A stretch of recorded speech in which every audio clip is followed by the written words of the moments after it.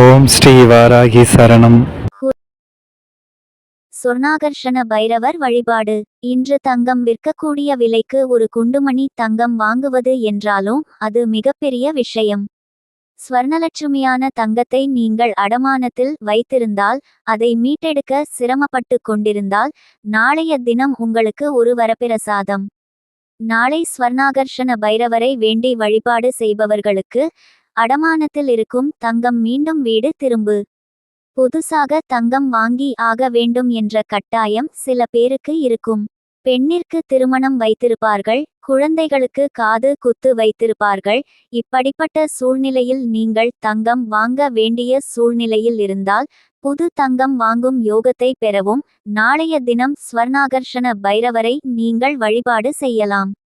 நாளை பைரவா அஷ்டமி, பைரவர் அவதரித்த நாள்.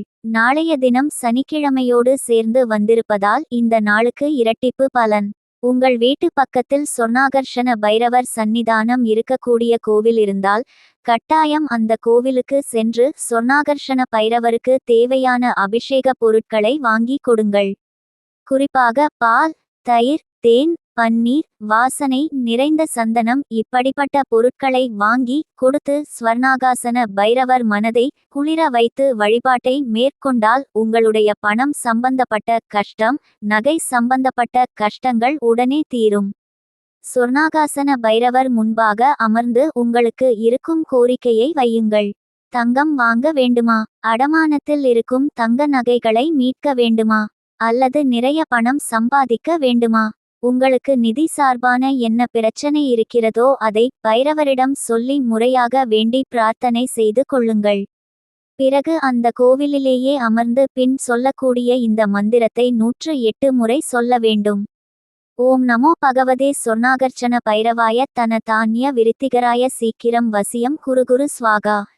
பைரவர் முன்பு அமர்ந்து இந்த மந்திரத்தை சொல்லி நீங்கள் என்ன பிரார்த்தனை வைத்தாலும் அது கூடிய சீக்கிரத்தில் நிறைவேறும். அடமானத்தில் இருக்கும் தங்க நகைகளை கொஞ்சம் கொஞ்சமாக மீட்டு எடுக்கக்கூடிய வாய்ப்புகளும் உங்களுக்கு கிடைக்கும். பணம் நகை சம்பந்தப்பட்ட விஷயத்திற்கு தீர்வு காண நெய் தீபம் ஏற்றினால் நிச்சயம் நல்லது நடக்கும் என்று சொல்லப்பட்டுள்ளது. நாளைய தினம் கோவிலுக்கு செல்லக்கூடிய சூழ்நிலை அமையவில்லை. உங்கள் வீட்டு பக்கத்தில் சொர்ணாகர்ஷண பைரவர் சந்நிதானம் கோவில் இல்லை என்றால், கால பைரவர் கோவிலிலேயே அமர்ந்தும் இந்த மந்திரத்தை சொல்லலாம். எதற்குமே வாய்ப்பு இல்லை, நீங்கள் கோவிலுக்கு செல்லவில்லை என்றாலும் சரி, பூஜை அறையில் ஒரு விளக்கு ஏற்றி வைத்துவிட்டு அந்த விளக்குக்கு முன்பாக அமர்ந்து சொர்ணாகர்ஷண பைரவரை மனதார நினைத்து பூஜித்து இந்த மந்திரத்தை சொன்னாலும் நிச்சயம் நல்லது நடக்கும். பயனுள்ள ஆன்மீக தகவல்களை கேட்க நமது சேனலை சப்ஸ்கிரைப் செய்து கொள்ளுங்கள்.